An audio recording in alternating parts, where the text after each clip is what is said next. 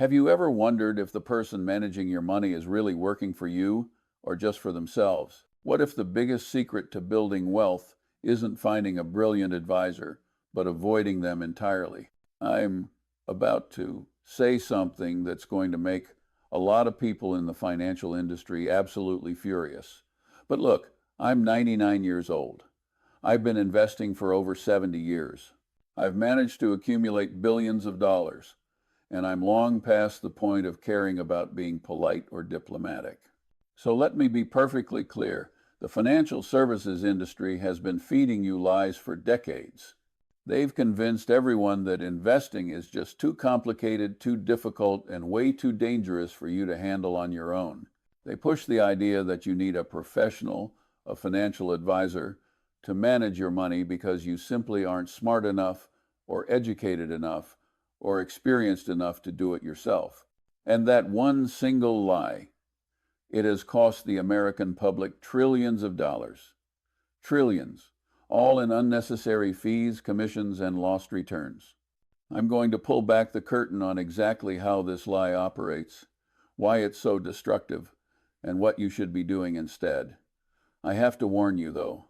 If you are currently paying a financial advisor to manage your investments, what I'm about to share is going to make you feel very uncomfortable. You're probably going to realize you've been getting ripped off for years, maybe even decades. But that discomfort is necessary. It's the first step toward finally taking control of your financial future and building the wealth you actually deserve.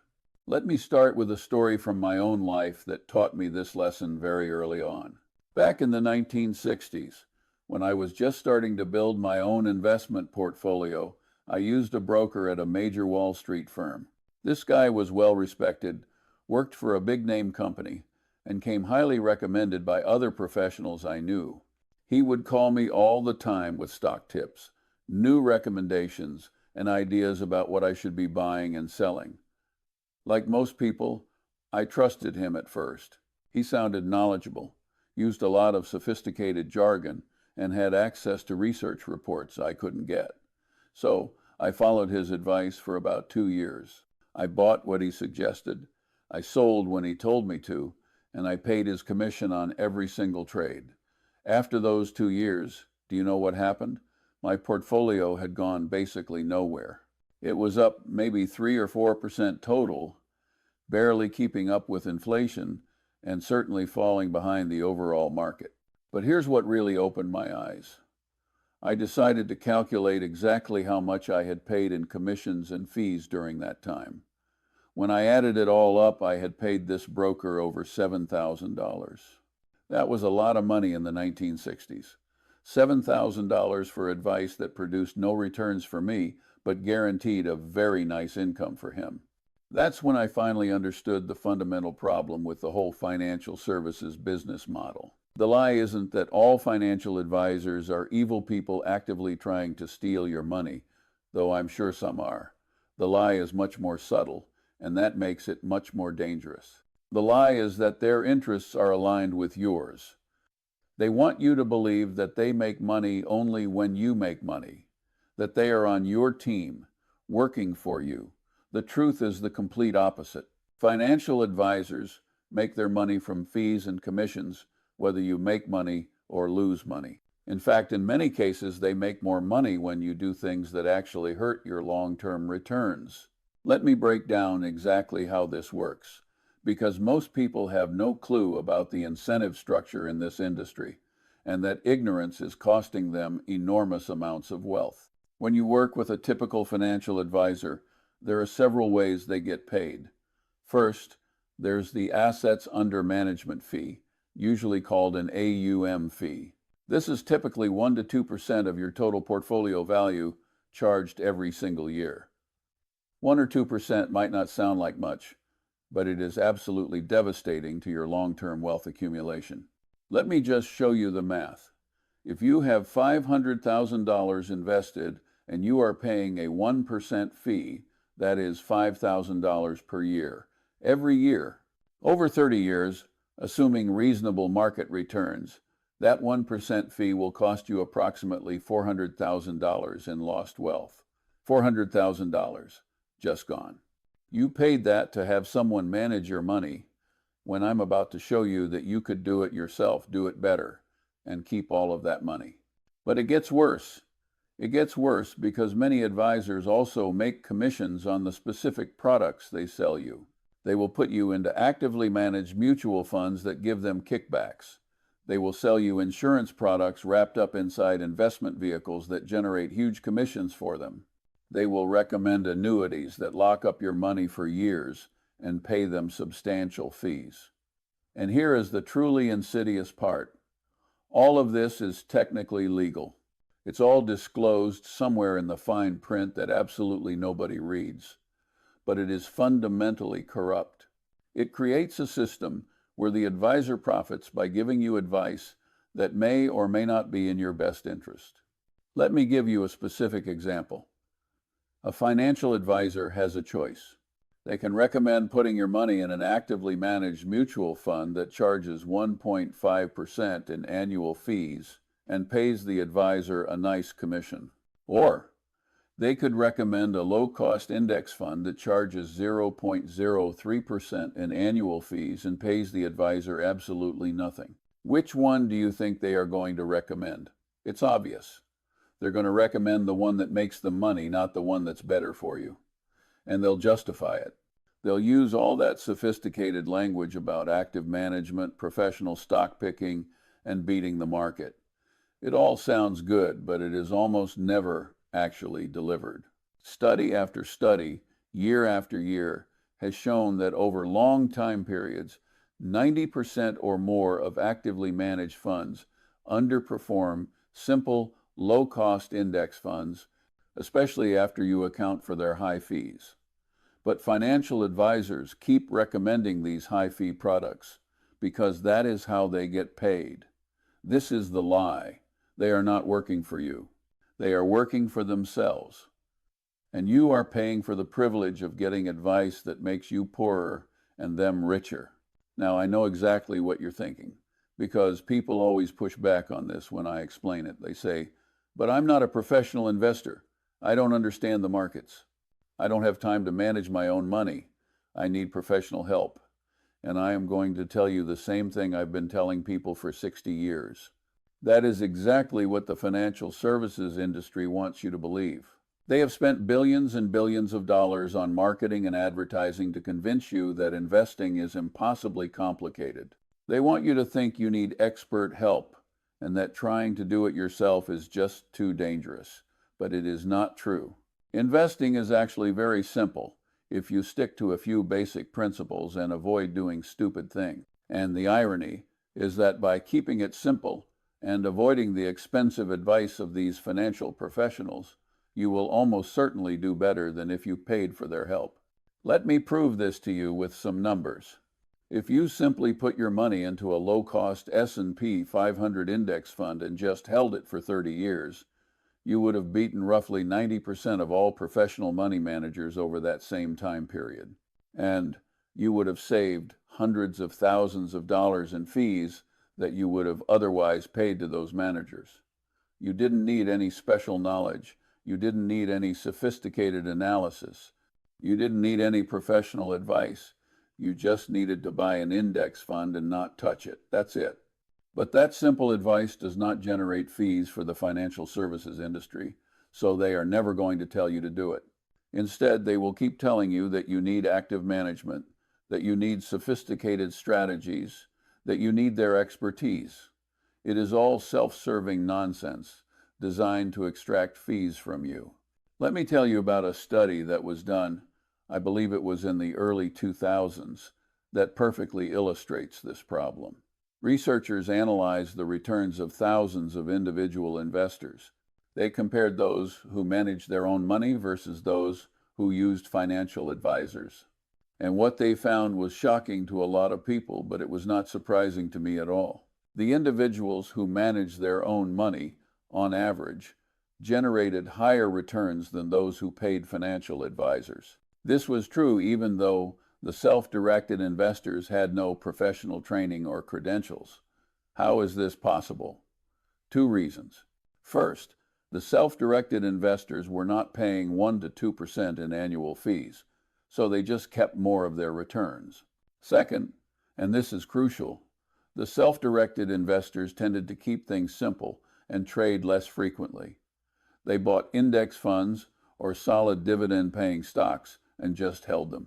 The investors who had financial advisors, on the other hand, were constantly having their portfolios churn. They were always buying and selling, moving money around, generating fees and commissions and taxes, all of which destroyed their returns. The professional advice was worse than no advice at all, because the advice was designed to generate fees, not returns. This is the dirty secret of the financial services industry that nobody wants to talk about. In most cases, you are better off on your own than paying for advice. Now, let me give you my framework for thinking about when, if ever, you might actually need a financial advisor. Because I am not saying that nobody should ever use one. I am saying that 95% of people do not need one and should not be paying for one. So, when might you actually benefit from professional financial advice? If you have an extremely complex situation, if you own multiple businesses, if you have complicated estate planning needs that involve trusts and multiple generations, if you have tax situations that require sophisticated planning across multiple jurisdictions, then yes, you might benefit from hiring specialized professionals. But notice I said specialized professionals, not a general financial advisor. You want a tax attorney for tax planning. You want an estate planning attorney for estate work. Maybe you want a certified financial planner for specific planning questions. And you want to pay them by the hour for their expertise, not give them a percentage of your assets to manage. For most people, your situation is not complex enough to require any of this. If you are a professional making a good salary, accumulating savings, and investing for retirement, your situation is actually very simple, even if it feels complicated to you. You just need to do a few basic things well. Maximize your contributions to tax-advantaged retirement accounts. Invest those contributions in low-cost, diversified index funds. Hold those investments for decades without touching them. Keep 6 months of expenses in cash for emergencies. And avoid debt, except for a reasonable mortgage on a house. That is it. You do not need a financial advisor to tell you this. You do not need sophisticated strategies or complex products. You need discipline and patience, and those are two things you cannot outsource to someone else. Let me tell you what I did with my own money over the years, because I think it illustrates these principles. After I fired that broker back in the 1960s, I never worked with a financial advisor again. Never. I managed all of my own investments for the next 60 years, and I did very, very well for myself. Now, obviously, I had certain advantages. I worked closely with brilliant partners. I had access to opportunities that most people do not have. I am not suggesting that you can replicate my exact results, but the principle is the same. I kept things simple. I invested in businesses I understood. I held for very long periods. I did not trade frequently. I did not try to time the market. And I did not pay fees to middlemen. Simple, disciplined, patient investing. That is what works. And you can do that without paying anyone a percentage of your wealth. Let me give you a specific example that makes this concrete. Let's say you are 40 years old. You have $200,000 saved. You are earning $150,000 a year, and you can save $30,000 a year going forward. You go to a financial advisor, and they recommend a portfolio of actively managed funds. They charge you a 1% annual management fee. Over the next 25 years until you are 65, let's say you accumulate $2 million. That sounds pretty good. But here's what happens if you do it yourself. You put that same money in low-cost index funds charging, say, 0.1% in fees instead of 1%. The money compounds at the same market rate, but you are keeping an extra 0.9% per year by avoiding the advisor fee. Over 25 years, that difference means you end up with about $2.4 million instead of 2 million. You just made an extra $400,000 simply by doing it yourself. $400,000 that a financial advisor would have extracted from you in fees for giving you advice that you did not need and that probably did not help you anyway. But it is even worse than that when you consider what financial advisors typically do with your money. Because they are not just charging you fees, they are often putting you in investments that themselves charge high fees. So you are paying a 1% advisory fee on top of 1 to 2% mutual fund fees. And now you are losing 2 to 3% per year to fees. That is absolutely devastating to wealth accumulation. I cannot stress this enough. Fees are the silent killer of wealth.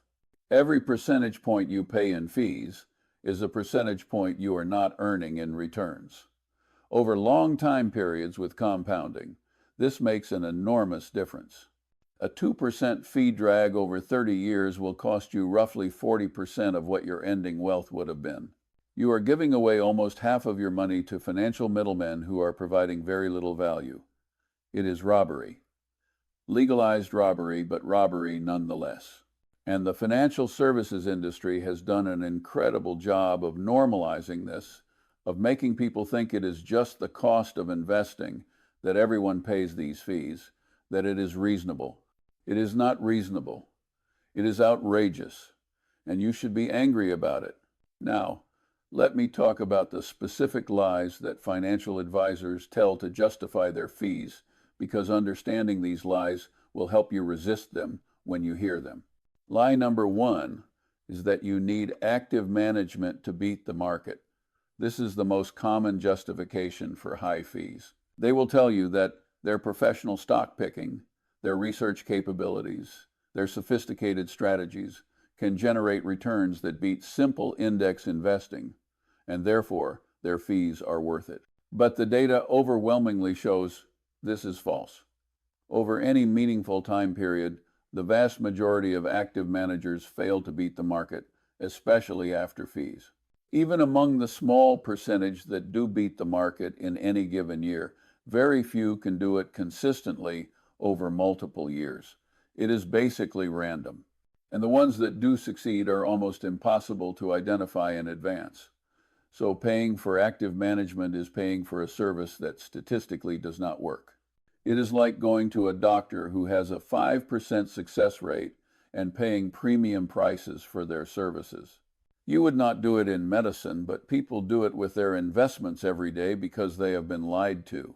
Lie number 2 is that diversification requires sophisticated portfolio construction. Financial advisors love to talk about asset allocation.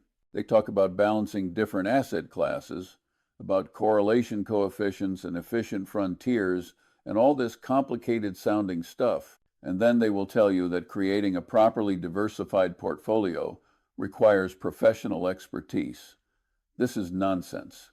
Diversification is important, but achieving adequate diversification is trivially easy. You can buy a single total stock market index fund, and you immediately own a piece of thousands of companies across all sectors and sizes. That is diversified. If you want to add some bonds, buy a total bond market index fund. Now you are diversified across stocks and bonds. Congratulations. You just built a properly diversified portfolio in about 5 minutes with 2 funds. You did not need a financial advisor. You did not need sophisticated analysis. You did not need to pay ongoing fees. But that simple solution does not generate revenue for the financial services industry. So they pretend it is not adequate and that you need something more complex that they can charge you for. Lie number 3 is that market timing and tactical allocation can protect you from losses. When markets get volatile, financial advisors like to talk about how they are actively managing your portfolio. They are moving to defensive positions, reducing equity exposure, protecting your downside. It sounds good. It makes you feel like you are getting value for your fees, like they are doing something to earn their keep. But study after study has shown that market timing does not work consistently. Nobody can reliably predict when markets will go up or down. The advisors who successfully navigate one downturn fail to navigate the next one. It is just luck disguised as skill. And the costs of this active trading, the transaction costs, the tax consequences, the fees, almost always outweigh any benefit from the occasional correct timing decision.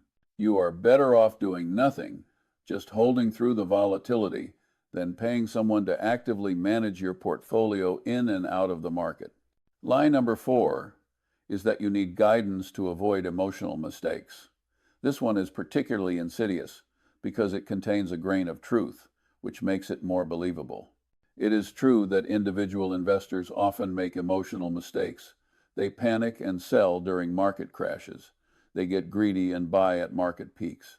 They chase performance, buying whatever went up the most recently. These are real problems. And financial advisors will tell you that they provide value by preventing these emotional mistakes, by being the steady hand that keeps you disciplined. But here is the reality. Financial advisors do not actually prevent emotional mistakes. They just shift them. Instead of panicking about the market, clients panic about whether they have the right advisor. Instead of chasing performance, they chase advisors with the best recent track records. And in many cases, financial advisors themselves make emotional mistakes with their clients' money. They are human too. They are subject to the same biases and emotions. The real solution to emotional investing mistakes is education and discipline, not paying someone else to make decisions for you. If you understand basic investment principles, if you have committed to a long-term strategy, if you have accepted that volatility is normal and temporary, you do not need to pay someone to keep you from panicking. You just need to stick to your plan. Let me tell you about what happened during the 2008 financial crisis, because it perfectly illustrates the lie about financial advisors protecting you from emotional mistakes. I knew dozens of people who had financial advisors managing their money. And during the worst of the crisis, in late 2008 and early 2009, when the market was down over 50%, you know what most of those financial advisors recommended? They recommended selling. They told their clients to move to cash, to protect what was left, and their clients did. They sold near the bottom, locked in huge losses, and then they missed the entire subsequent recovery. Meanwhile, I knew other people who did not have financial advisors, who just held their index funds straight through the crash because they did not know any better, or perhaps because they trusted that markets eventually recover.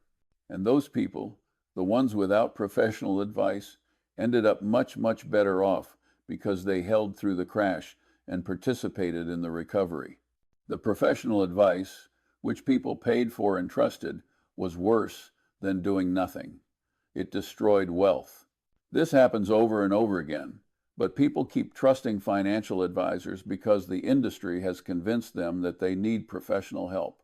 Now, let me give you my alternative framework.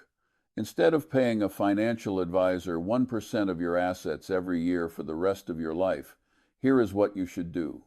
First, educate yourself on basic investment principles. You do not need to become an expert. You just need to understand a few fundamental concepts: what stocks and bonds are, how they generate returns, why diversification matters, why fees matter, how compounding works, and why time in the market beats timing the market. You can learn all of this in a few weeks of reading. I would recommend reading a few good books. Something like The Little Book of Common Sense Investing by Jack Bogle, or A Random Walk Down Wall Street by Burton Malkiel. And yes, some of what my partners and I have written about investing over the years, these are not complicated books. They are written for ordinary people, and they will teach you everything you need to know to invest successfully on your own. Second, keep your investment strategy simple. I cannot emphasize this enough. Simple beats complex almost every time. Buy low-cost index funds that track broad market indices. If you want to keep it incredibly simple, just buy a target date retirement fund from a good company like Vanguard or Fidelity that matches your expected retirement year. These funds automatically adjust your asset allocation from stocks to bonds as you age, and they charge very low fees, typically around 0.1% or less. That's it. You are done. You do not need anything more complicated. You do not need individual stocks unless you really enjoy researching companies and understand the risks. You do not need real estate investment trusts or commodities or international small-cap value funds or any of the other complicated things financial advisors will try to sell you. Just broad market index funds, held for decades, with consistent contributions from your income. This strategy is boring. It is not exciting. It will not give you interesting stories to tell at parties. But it works. It works better than almost anything else you could do, and it costs almost nothing. Third, automate everything so you do not have to think about it and you do not have to rely on discipline. Set up automatic contributions from every paycheck into your retirement accounts. Set up automatic investment of those contributions into your chosen index funds. Set up automatic rebalancing once a year if you have multiple funds. The less you have to think about your investments, the less you have to actively manage them, the better you will do. Because every time you think about your investments, every time you check the balance, every time you read a news story about the market, you create an opportunity to make an emotional mistake. Automate it, forget about it, and let compound interest do its work over decades. This is what wealthy people actually do, by the way. They set up systems that work automatically, and then they focus their time and energy on earning more money or building businesses or doing things they enjoy, not obsessing over their investment portfolios. Fourth, if you have specific questions or need help with something particular, hire a fee-only financial planner to answer those specific questions. Pay them by the hour, get your answer, and move on. Do not give them ongoing control of your money. Do not pay them a percentage of your assets. Do not get locked into an ongoing advisory relationship. Just pay for specific advice when you need it and manage everything else yourself. This might cost you a few $100s a year instead of thousands or tens of thousands in advisory fees. The savings are enormous, and the advice is often better because the planner has no incentive to recommend complex products or strategies that generate ongoing fees. They just answer your question. You pay them for their time, and that is it. This is how you should think about professional financial advice, as something you buy when you need it, not as an ongoing service that you pay for every year, regardless of whether you are getting any value. Now, let me address the question I know some of you are asking. If what you are saying is true, why does the financial advisory industry even exist? If they are not providing value, why do so many smart people use financial advisors? And the answer is a combination of brilliant marketing, regulatory capture, and human psychology. The financial services industry spends billions of dollars per year on advertising and marketing to convince you that investing is complicated and scary and that you need their help. They sponsor studies that show the value of financial advice. They lobby for regulations that make it harder for individuals to access certain investments without going through advisors. They build an entire infrastructure of credentials and certifications and professional associations that give the appearance of expertise and legitimacy. And they exploit basic human psychology, particularly the desire to outsource difficult decisions and the willingness to pay for peace of mind, even if that peace of mind is not actually justified by better outcomes. People want to believe that there is someone smart taking care of their money, someone who knows more than them, someone who is looking out for their interests. That desire is so strong that people will pay enormous fees for it, even when the evidence shows that they are not getting value. It is a brilliant business model for the advisors, but it's terrible for the clients. And here is the really perverse part.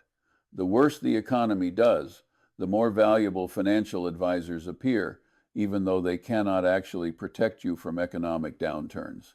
When markets are volatile, when people are scared, That is when they are most likely to pay for advice, to hire a financial advisor, to buy that peace of mind.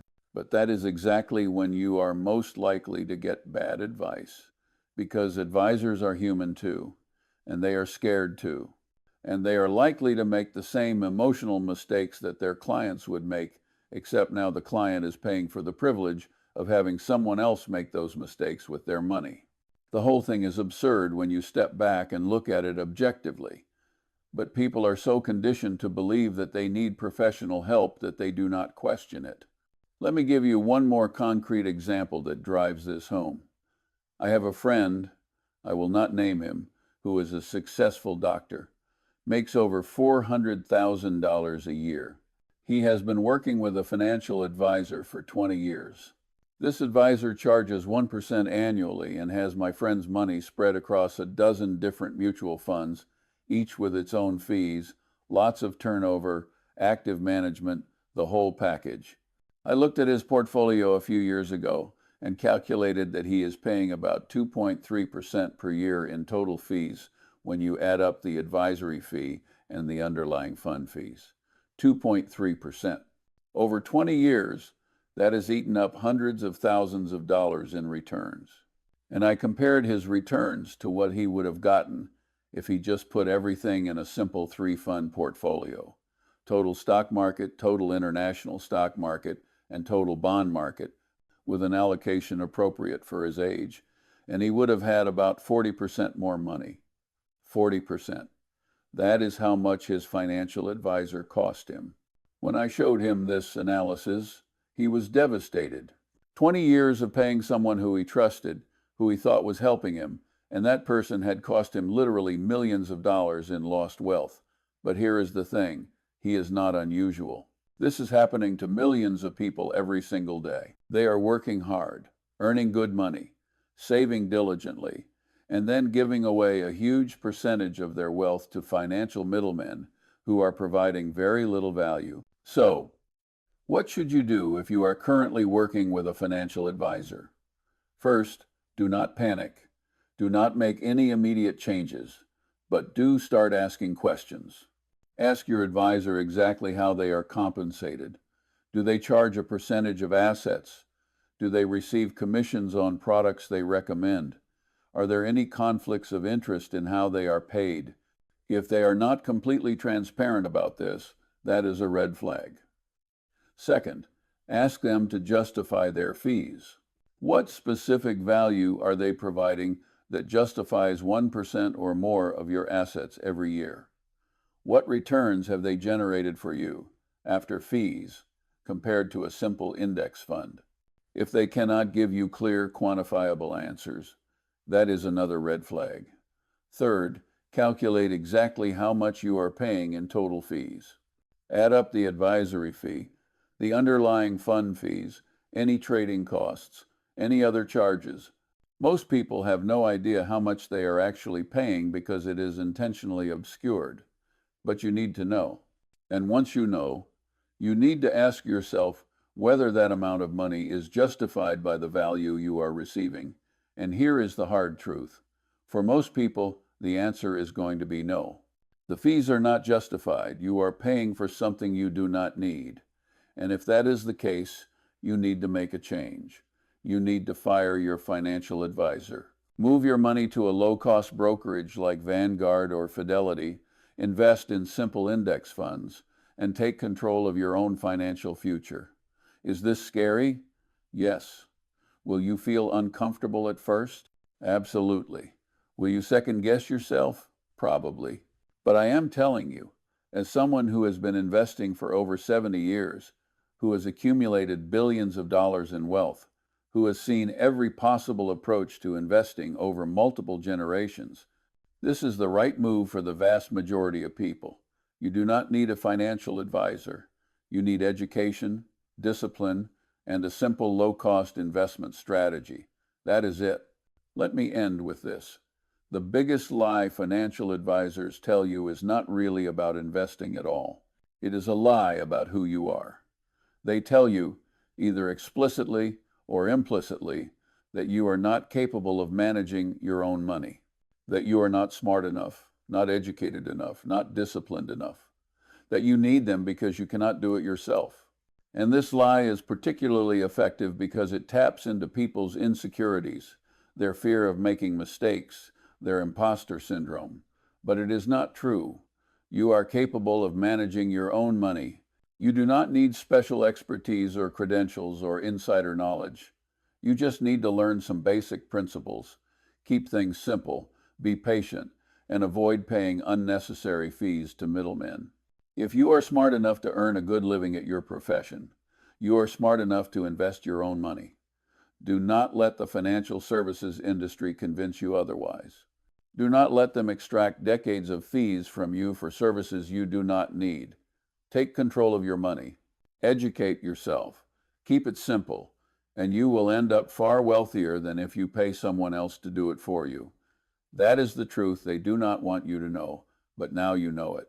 What you do with this knowledge is up to you. Now, I want to add something important, because knowing the truth and acting on it are two very different things. The simple path I laid out: buy index funds, automate, and wait, is boring. And in this world, boring is very, very hard to sell. It's even harder for most people to stick with. The industry knows this. They thrive on complexity because complexity is how they justify their existence.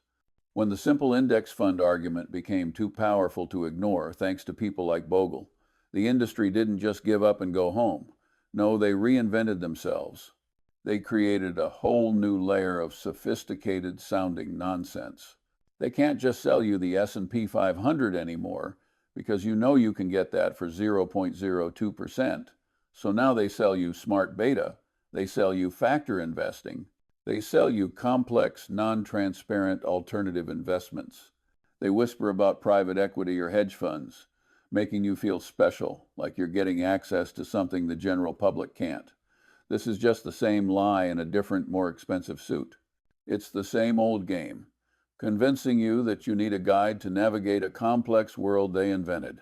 Smart beta is just a way to charge you 0.5% for a computer algorithm that slices and dices the market in a way that might have worked in the past, but probably won't work in the future, especially after you pay their fee. And these alternatives they push, they are often incredibly high fee. Illiquid, meaning you can't get your money out when you want to, and dangerously opaque. You have no idea what you're really buying.